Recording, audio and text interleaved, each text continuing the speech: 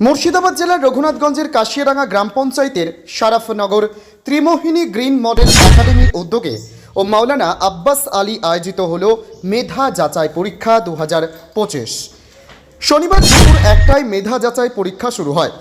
এদিনের মেধা যাচাই পরীক্ষায় রঘুনাথগঞ্জ 2 নম্বর ব্লকের ও লালগোলা ব্লকের প্রায় 800 জন ছাত্রছাত্রী প্রথম শ্রেণী থেকে অষ্টম শ্রেণী পর্যন্ত পরীক্ষায় অংশগ্রহণ করে।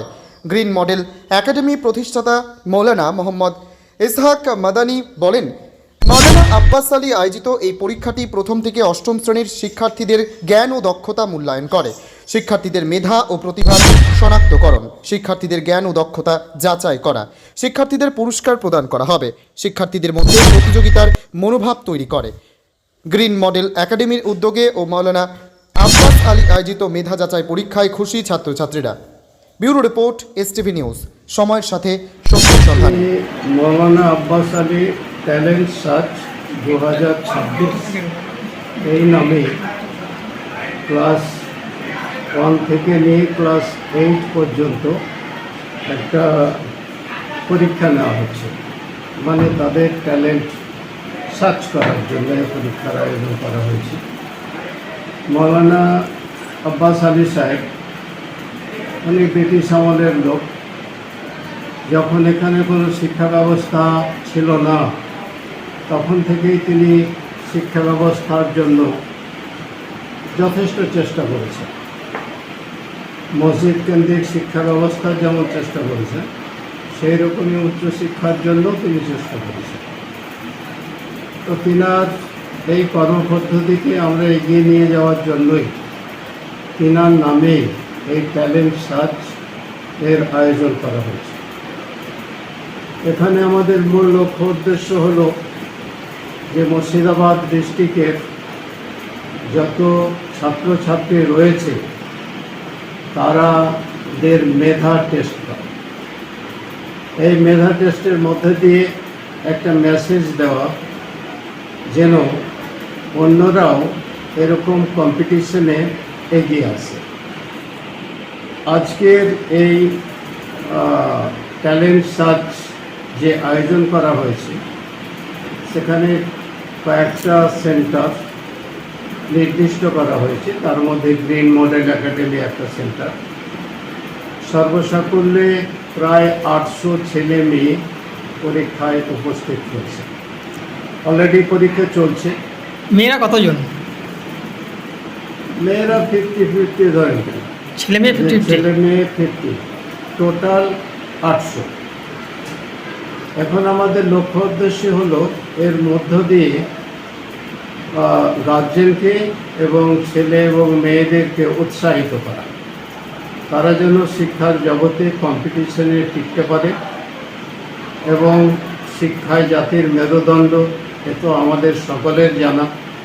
কিন্তু শুধু মেরুদণ্ড বললেই তো হবে না, মেরুদণ্ড হওয়ার জন্য কর্মপদ্ধতিও দরকার এবং শিক্ষা বিস্তারের জন্য সেরকম আয়োজনও দরকার, ব্যবস্থাপনার দরকার। তো আমরা আমাদের সাধ্যমতো সেই ব্যবস্থাপনা গ্রহণ করেছি এবং ছেলেমেয়েদেরকে শিক্ষার জগতে, কম্পিটিশন শিক্ষার জগতে এগিয়ে নিয়ে যাওয়ার জন্য আপ্রাণ চেষ্টা করছি। এক তো আমাদের যেটা জঙ্গিপুরে মনিরি হাই মাদ্রাসায় যে সেন্টার করা হয়েছে, তো জঙ্গিপুর হাই মাদ্রাসার আশেপাশে যত ছেলে মেয়ে আছে তারা সেখানে উপস্থিত হয়েছে। আমাদের এখানে বলা যেতে পারে যে রঘুনাথগঞ্জ 2 পূর্ব এবং লালগোলার পশ্চিম এই এলাকা থেকে এখানে ছেলেমেয়েরা খুব বেশি এসেছে। এটা এবারের মতো প্রথম, আর স্থানীয়ভাবে আমাদের প্রচার হয়েছিল বলে স্থানীয়ভাবে ছেলেরা এসছে। তাতে রঘুনাথগঞ্জ 2 এবং লালগোলা ব্লক এই দুটোকেই কভার করছে, 2 জায়গারই ছেলেমেয়েরা এখানে।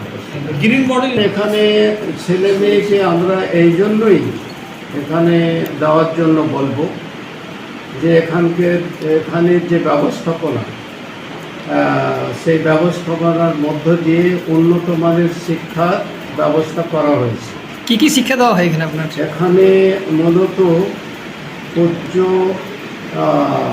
মাধ্যমিক মাধ্যমিক সিলেবাস ফলো করা হয়, মধ্যশিক্ষা পর্ষদের সিলেবাস ফলো করা হয় এবং তার সঙ্গে ফান্ডামেন্টাল একটা আইডিয়া ইসলাম সম্পর্কে এবং আরবি সম্পর্কে সেটা দেওয়া হয়।